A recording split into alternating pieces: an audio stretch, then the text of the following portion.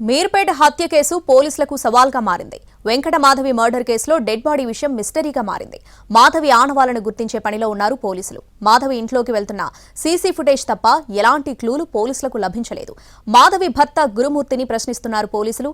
అతను చెప్పే స్టేట్మెంట్ ప్రకారం ఆధారాలను సేకరిస్తున్నారు. ఫోరెన్సిక్ క్లూస్ టీం కూడా ఆధారాలు సేకరించే పనిలో పడింది.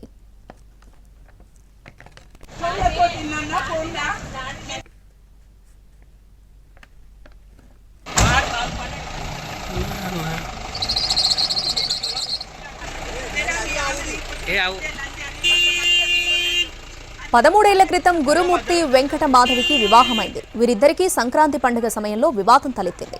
తాళి తీసి భర్త ముఖంపై విసిరింది మాధవి. అయితే భార్యను గోడకు ఆదిమి కొట్టాడు. భార్య చనిపోవడంతో శవం మాయం చేయాలని ప్లాన్ చేశాడు. ఇంట్లో ఉన్న 2 కత్తులు తీసుకుని శరీర భాగాలను కట్ చేశాడు. తర్వాత బకెట్లో వాటర్ హీటర్ను ఆన్ చేసి ముక్కలను అందులో వేసి 6 గంటల పాటు ఉడికించాడు.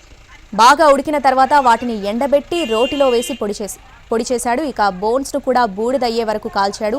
మొత్తం పొడి బూడిద చేసి 2 బకెట్లలో తీసుకెళ్లి చెరువులో పడేశాడు. అనంతరం ఫినాయిల్తో ఇంట్లో రక్తం క్లీన్ చేసినట్లు పోలీసులకు తెలిపాడు గురుమూర్తి.